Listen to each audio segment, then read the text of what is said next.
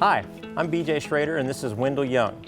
We're going to show you how to install a standard 2-band stainless no-hub coupling onto this 4-inch piece of cast iron soil pipe. This particular coupling conforms to ASTM 1277 and CISP 310. Now, one of the most common methods for installing no-hub couplings is to use a T-handle torque wrench, like this one, set to 60 inch-pounds.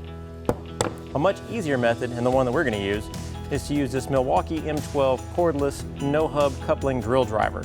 The important thing to note is that it can be set to 60 inch-pounds for standard couplings or 80 inch-pounds for heavy-duty couplings.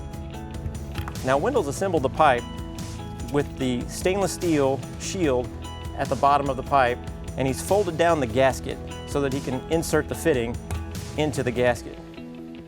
So now he's folding up the gasket so that he can slide the stainless steel shield over it and make sure that the two tops are uniform.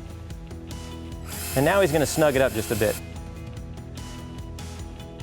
Final step has to be to cinch the bottom or the pipe side band, followed by cinching the top band, which is the fitting side band. And there you have it. A perfectly installed stainless steel 2-band no-hub coupling installed using the Milwaukee M12 cordless no-hub coupling drill driver.